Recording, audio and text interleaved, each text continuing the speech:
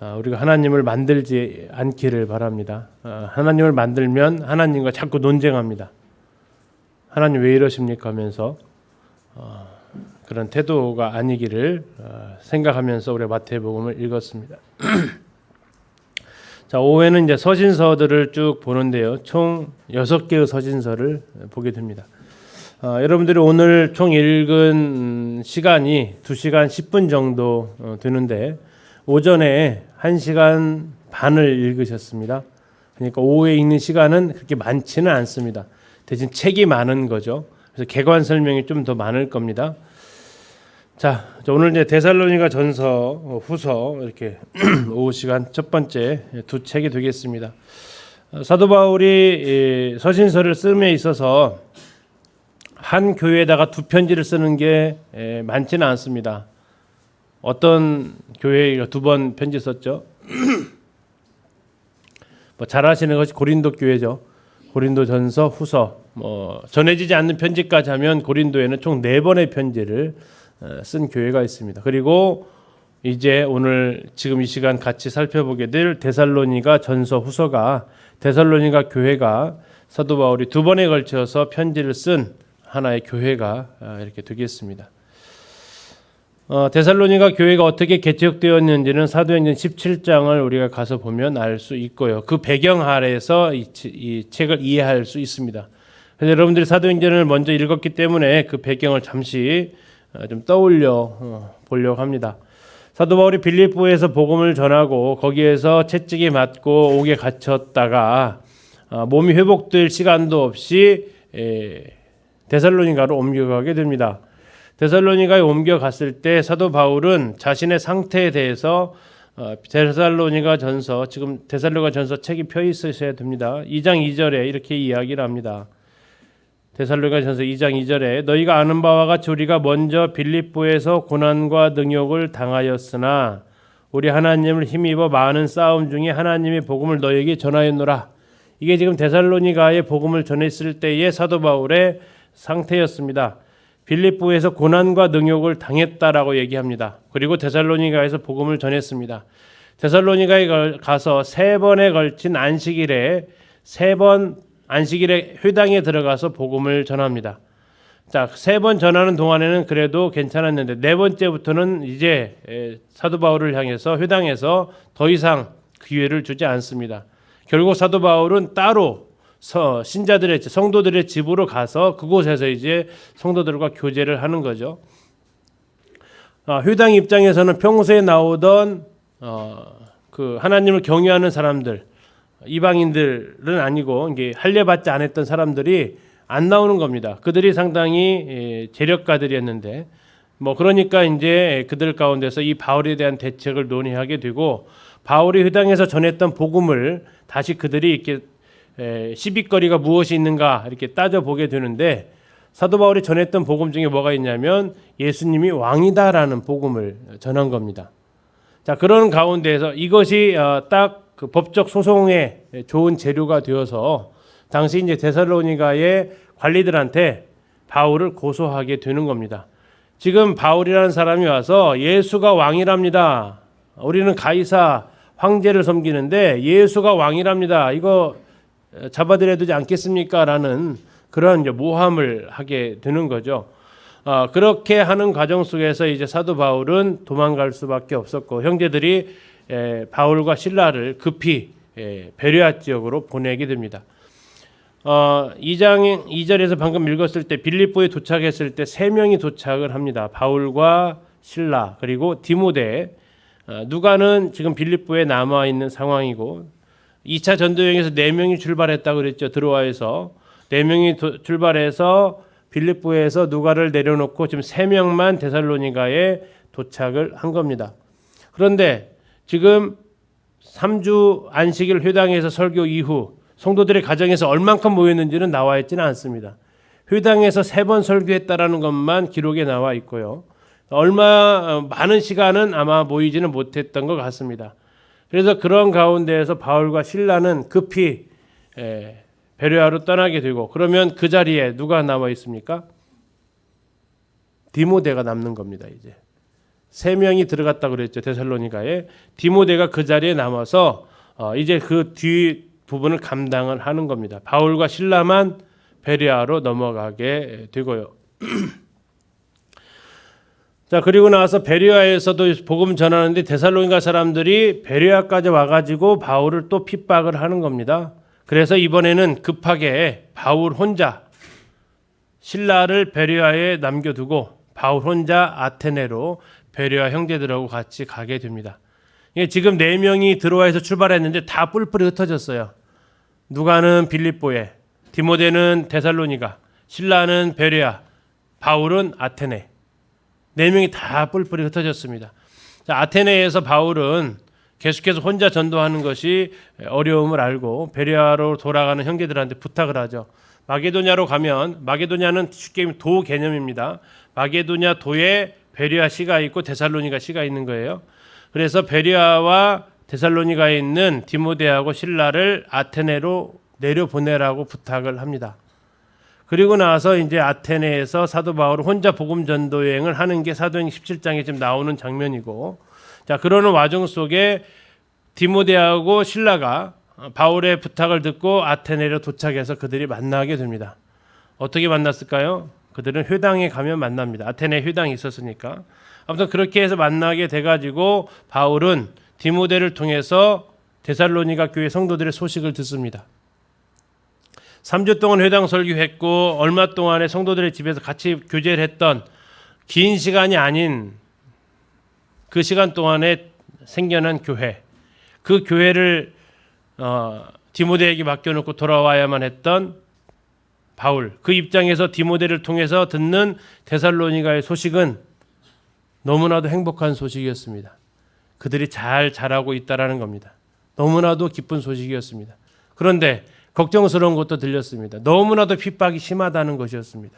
너무나도 그들이 환난이 심하다는 것이었습니다. 바울과 실라가 떠나고 난 뒤에 그 소란스러움이 잦아든 게 아니라 계속해서 이제 이 성도들을 향한 핍박이 끊임없이 제기되었고, 심지어 유대인이 더 거기에 앞장서서, 바울이 유대인이잖아요. 자기 동족이 그들을 괴롭히는 이런 가운데 들어가게 되고, 심지어 무슨 일까지 있었냐면 순교자까지 발생하게 됩니다. 순교자가 발생했는데도 불구하고 그들의 믿음은 여전히 마게도냐 전 성도들에게 위로가 된 겁니다. 왜 위로가 됐을까요? 평안한 가운데 주님 잘 섬기고 있다 그러면 주변 성도들한테 위로가 됐을까요? 그건 당연하겠지. 근데 그게 아니라 환난이 많은 가운데에서도 그들의 믿음을 버리지 않았다라는 겁니다. 그리고 환난이 많았는데, 자, 환난이 주는 유익은 뭡니까? 성도들을 똘똘 뭉치게 합니다. 그래서 그들이 정말 사랑하고 있었다라는 겁니다. 그리고 그들에게 묻는 겁니다. 왜 그렇게 믿음이 흐트러지지 않고 왜 그렇게 사랑으로 똘똘 뭉쳐 있습니까? 그건 우리가 하늘의 소망을 가지고 있기 때문이라는 겁니다. 주님이 다시 오신다는 그 소망을 가지고 있기 때문에 그렇게 살아간다는 겁니다. 그 소식을 들으니까 얼마나 기뻤겠어요, 사도 바울이. 순교자가 발생했음에도 불구하고 신앙을 지키고 있으니까. 그러면서 이제 데살로니가 전서 그게 1장의 내용입니다. 2장에 가서 사도 바울은 추억을 합니다. 자기가 데살로니가 있을 때 성도들과 함께 있었던 일을 추억을 해요. 사도 바울은 최선을 다했습니다. 그들한테 돈을 받지도 않고 계속 복음을 전했습니다. 오히려 자기의 생명까지라도 주면서 이 복음을 전했던 기억을 떠올립니다. 마치 데살로니가 2장을 보면 유모가 아이한테 하는 것 같이, 그건 엄마예요. 엄마 아빠처럼 돌봤다라고 얘기합니다. 그러면 데살로니가 성도는 자연스럽게 뭐가 되는 거죠? 자녀들이 되는 거죠. 자녀들이 부모한테 하듯이 그들은 또한 그렇게 했다라는 겁니다. 그런데 갑자기 헤어졌잖아요. 그럼 그들이 가장 소원하는 게 뭘까요? 서로 만나고 싶어 하는 거예요.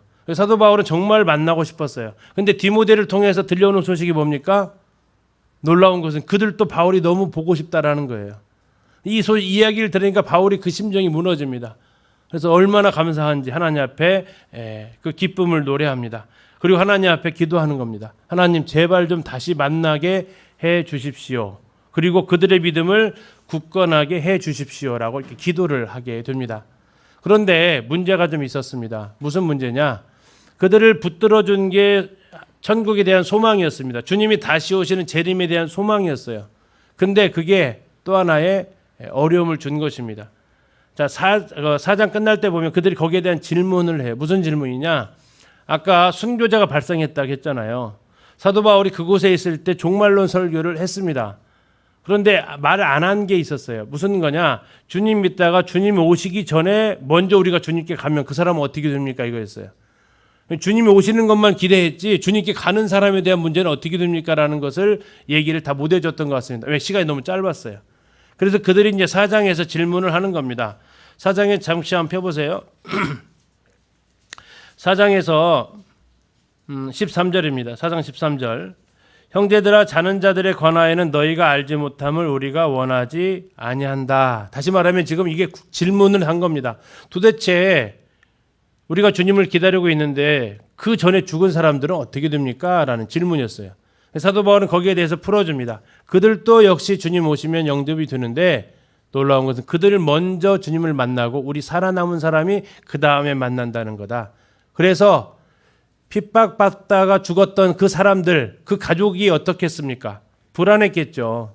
거기에 대한 지금 우리가 다 아는 게 아니에요. 사도 바울이 가르쳐준 것까지만 알고 있죠. 그러면 이 사람들 혹시 잊혀진 거 아닌가? 그런데 사도 바울이 얘기를 하는 겁니다. 아니다. 그들도 주님께서 데리고 오실 거다. 오히려 우리보다 더 먼저 주님을 만나게 된다. 그러면서 4장 마지막에 뭐라고 합니까? 이러한 말로 서로 위로해줘라. 지금 가족이 순교자의 반열에 들어갔다면 순교한 것도 정말 슬픈데 거기에 대해서 믿음이 흔들리면 얼마나 어렵겠어요. 그래서 얘기해 주는 겁니다. 위로해줘라. 아니다. 그들도 주님께서 영접해 주신다라고 위로해 주는 겁니다. 그러면서 이제 5장에서 얘기해 주는 것은 주님이 다시 오신다. 그러면 너희들이 이제 깨어서 준비해라라고 얘기를 합니다. 그렇게 하면서 성도들에게 이제 평소의 삶 속에서 항상 기뻐하라, 쉬지 말고 기도하라, 범사에 감사하라 이런 말씀들을 통해서 이렇게 어떻게 살아야 될지를 마지막 때를 기다리는 삶을 어떻게 살아야 될지를 이야기를 해주고 있습니다. 또 하나 걱정스러운 것이 뭐였냐면 데살로니가의 헬라의 문화였습니다. 그들의 문화는 그리스 로마 신화에 많은 영향을 받았기 때문에 그들의 상황은 성적으로 보수적입니까? 개방적입니까? 완전히 개방적입니다. 그래서 그들에게 가장 어려움이 되는 것이 바로 4장에서 그래서 그 이야기를 지금 해주는 겁니다. 5절에 보니까 4장 5절에 얘기하는 거죠. 하나님을 모르는 이방인과 같이 뭐하지 말아라고요? 세욕을 따르지 말아라. 이것은 그들에게 보편적으로 퍼져 있었던 성적 오픈되어져 있는 그들의 그런 생활 모습 가운데 지금 이야기를 해주면서 거기에서 거룩하라고 이야기를 합니다. 이렇게 해서 5장까지 되어지는데 데살로니가 전서는 총 5장으로 되어져 있고 3번에 걸친 기도가 처음과 가운데와 끝을 장식하고 있습니다. 자, 1장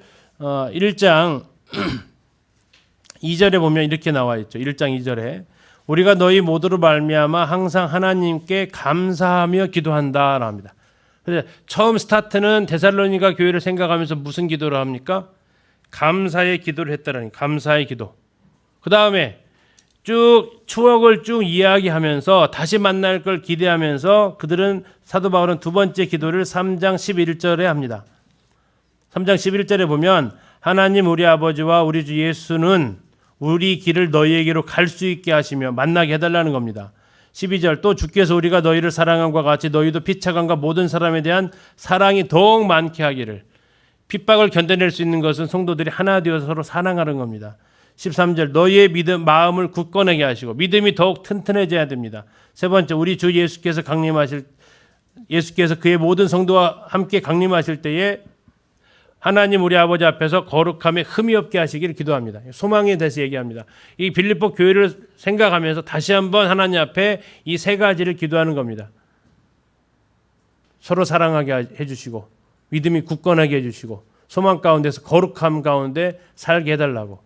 그리고 4장부터는 구체적인 예로 어떻게 살아야 될지를 이야기하면서 마지막에 사도 바울은 기도로 마무리를 합니다. 25절에서 나오죠. 형제들아 우리를 위해서 기도하라. 기도 부탁하면서 사도 바울은 23절에 평강의 하나님이 너희를 거룩하게 하시고 온 영과 호미 몸이 주 예수 그리스도 강림하실 때 흠 없게 보존되기를 원한다. 그러면서 우리 주 예수 그리스도 은혜가 너희에게 있을지면서 마지막 기도로 마무리를 합니다.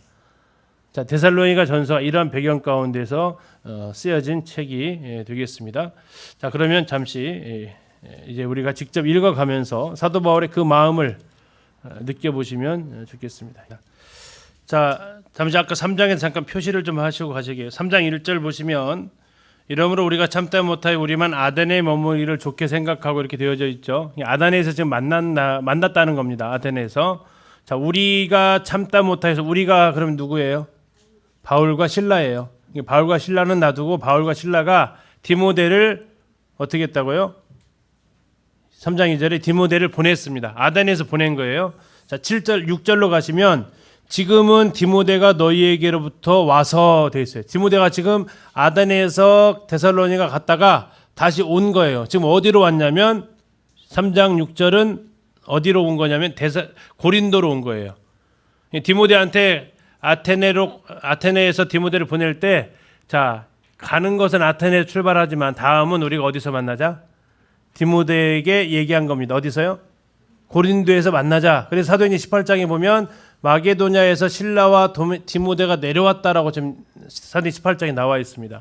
그래서 지금 디모데를 먼저 보내고요. 바울은 지금 신라하고 같이 있었잖아요. 신라를 다시 너도 베레아로 가라라고 보내는 겁니다. 근데 이제 베레아 서신서는 안 나와 있으니까 우리가 그 상황은 안 나타나 있는 거죠. 어쨌든 그렇게 다 하고 바울 혼자 고린도로 가게 돼요. 그리고 고린도에서 디모데 내려오고 신라 또 베레아에서 내려와서 만나는 거. 3장 6절이 지금은 디모데가 너희에게로부터 왔다는 얘기는 지금 이 장소가 어디라고요? 고린도라는 얘기입니다. 이 편지는 고린도에서 그래서 쓰여진 겁니다. 자, 이제 이 데살로니가 후서를 좀 보도록 하겠습니다. 자, 편지가 갔죠. 그래서 편지가 갔는데 사도 바울은 또 한 번 디모데를 또 보내는 겁니다. 들려오는 소식이 편지를 받고 좀 오해가 생겼습니다.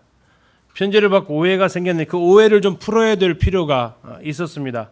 그 오해는 무슨 오해냐면 사도 바울로부터 이제 그들이 엉뚱한 이야기가 사도 바울의 이름으로 들려지고 있는 겁니다. 데살로니가 2장을 잠시 한번 보시면요. 사도 바울이 이렇게 쭉 얘기하는데 사도 바울이 5절 잠깐 보세요. 5절. 내가 너희와 함께 있을 때에 이 일을 너희에게 말한 것을 기억하지 못하느냐. 이게 말을 해준 게 있었다라는 거예요. 근데 그것을 그들이 지금 기억하지 못하고 바울이 오히려 다른 이야기를 하고 있다.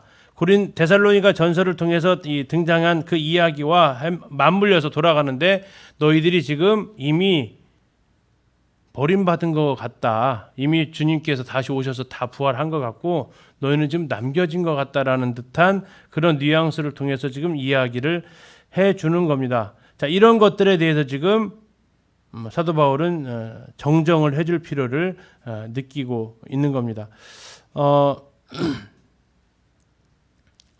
자, 그러면서 또 한 가지는 더 안 좋은 상황은 핍박이 잦아들었을까요? 더 심해졌을까요? 핍박은 더 심해졌습니다. 데살로니가 전서를 보낼 때보다도 핍박은 더 어려워졌고요. 또 그런 가운데에서 종말 그렇게 되면 핍박이 더 강해지면 종말에 대한 상황은 간절함은 더 커지는 겁니다. 그러면 뭐가 나타납니까? 극단적 시한부 종말론자들이 등장하게 됩니다. 다시 말하면 이제 정상적인 생활할 필요가 없다. 어떻게 살면 된다? 주님 오실 것 준비하면 된다. 해가지고 그들 중에서 어떠한 사람이 늘어나냐면 게으른 사람들이 늘어나는데 뭐라고 하기 시작하냐면 이제 주님 오실 걸 준비하는데 직장 생활 다 무슨 의미가 있느냐 하면서 일만 만들고 다니는, 일하지 않고 성도들을 오히려 어렵게 하는 사람들이 늘어난 겁니다. 그러니까 종말이 지금 잘못 그들에게 해석이 되어진 겁니다. 일부는 이미 자기들은 주님한테 버림받았고 이제 더 이상 너희들은 종말에 대한 대상 자체가 아니고, 또 하나는 오히려 또 반대쪽으로 아니 주님이 다시 오시고 이런 상황 가운데 무슨 일하고 직장 다니고 이게 무슨 관계냐, 예전에 시한부 종말론자처럼 그냥 이제 주님 오시면 다 끝나는 건데 이런 식으로 이렇게 상황이 찾아온 겁니다. 자, 이 상황이 지금 1장에서 말하는 것은 상황은 더 어려워졌습니다. 그래서 사도 바울이 어디까지 하냐면 너희들이 부당하게 심판받는 거 하나님이 다 갚아주실 거야 라고 이야기를 해줍니다. 지금 주의 날에 대해서 오히려 그들은 더 혼란스러워졌습니다. 사도 바울을 이름을 빙자해서 그들은 계속해서 이야기를 하는데 다시 한번 보실까요? 2장 2절 한번 다시 한번 보세요. 영으로나 또는 말로나 또는 우리에게서 받았다 하는 편지로나 이렇게 되어 있어요. 사도 바울로부터 이거 받은 거야 하면서 이렇게 지금 거짓 소식까지도 막 떠돌아다니는 겁니다. 이게 지금 상태가 안 좋기 때문에 그런 거죠. 너무 힘들기 때문에. 자, 이런 걸로 인해서 그들이 지금 어렵게 되어진 가운데에서 그들을 굳건하게 세워줄 필요가 있었다. 2장 15절을 보면 그러므로 형제들아 굳건하게 서서 말로나 우리의 편지로 가르침을 받은 그 전통을 지켜가라라고 이야기를 하면서 17절에 너희 마음을 위로하시고 모든 선한 일과 말에 굳건하게 하시기를 기도를 하게 됩니다. 그러면서 아까 말씀드린 3장에서 일만 만드는 사람들, 게으름장이들 권면합니다. 일하기 싫으면 뭐 하지 말라고요? 먹지 마라라고 권면을 얘기합니다. 대신 그렇게 얘기할 때 말은 어떻게 하라고요? 15절에 원수와 같이 하지 말고 형제같이 권면하라고 이야기를 해줍니다. 자, 이러면서 이제 데살로니가서가 기록이 됩니다. 다시 얘기하면 상황은 더 안 좋아졌습니다. 환경은 더 어려워졌습니다. 그 심판을 하나님 앞에 맡겨야 될 상황 가운데 됐습니다. 자, 그러는데 내부적으로는요. 종말에 대한 서로 다른 견해, 사도 바울한테 받았다는 편지로 인해서 이게 다르게 해석하면서 더 헷갈려 버리는 상황 가운데 도착합니다. 그리고 그것은 삶으로 성도들이 시한부 종말론처럼 막 살아갑니다. 이런 가운데 사도 바울이 이 편지를 통해서 첫째는 환난받는 자들을 뭐 하고요? 위로하고 너희들의 그러한 것들에 대해서 하나님께서 다 영광을 하나님으로 그 영광을 너희들에게 받을 것이다. 위로하고 잘못된 것에 대해서는 교정해주고 훈계해주면서 성도들이 마지막 때를 잘 살게 하기를 바라는 그 마음으로 데살로니가 후서가 기록되어집니다. 3장으로 되어져 있는데 특징은요. 매 장이 끝날 때마다 사도 바울은 기도하고 있다라는 겁니다. 1장이 끝날 때 사도 바울 11절에 이렇게 얘기합니다. 1장 11절 이러므로 우리도 항상 너희를 위하여 뭐 한다고요? 기도한다라고 얘기합니다. 다음에 2장 끝날 때도 아까 보셨던 대로 2장 16절 17절에 사도 바울은 또 그들을 기도합니다. 마음을 위로하고 선한 일에 굳게 해달라고. 다음에 끝날 때 16절에 3장 16절에서 사도 바울은 또 기도합니다. 이 데살로니가 전서는 처음 가운데 끝이 기도로 되어져 있다면 데살로니가 후서는 각 장이 끝날 때마다 기도가 나와 있다라는 게 또 하나의 특징입니다. 자, 그럼 데살로니가 전서 1장부터 3장까지 읽도록 하겠습니다. 오늘 주제가 교회라고 말씀드렸죠. 마태복음에서 교회를 예수님께서 말씀하셨고 오늘 전체적으로 서신서를 보면서 첫 번째 데살로니가 전서는 우리의 소망입니다. 종말이죠. 그리고 거기에 어떻게 살아갈 것인가를 생각하게 되고 에베소서와 골로새서에서는 교회의 머리 되신 주님 그리고 그 머리의 몸이 된 교회를 같이 살펴보게 됩니다. 그리고 골로새에서 빌립보서를 통해서 사도 바울이 가장 사랑이 가득했던 도와줬던 교회 그래서 동역 그 빌립보 교회에 있었던 어려움들에 대한 문제에 대한 권면이 나와 있고요. 마지막 빌레몬서를 통해서 용서와 사랑의 이야기를 우리가 같이 이렇게 살펴보게 되는데 먼저 데살로니가 전서 후서 우리는 전후라 하지만 영어 성경에서는 1~2로 표기를 합니다. 자, 데살로니가 전서는 5장까지, 데살로니가 후서는 3장까지 있는데 전부 다 종말론과 연결되어져 있고 그들이 구원받은 지 얼마 되지 않은 가운데 신앙을 지켜가는 아름다운 이야기가 되어져 있습니다. 자, 데살로니가 1장에서 칭찬받았던 교회입니다. 세 가지의 일의 칭찬을 받았습니다. 믿음, 소망, 사랑. 그리스도에 대한 믿음, 성도들에 대한 사랑, 하늘에 대한 소망. 이게 마게도냐 지역에 소문이 날 정도로 칭찬을 받았습니다. 상황은 좋지 않았지만 자, 2장에서 사도 바울은 데살로니가 교회에서 있었던 옛날들을 추억을 합니다. 떠올려 보는데 추억을 하면서 씁쓸함입니까? 추억을 하면서 흐뭇함입니까? 흐뭇함이에요.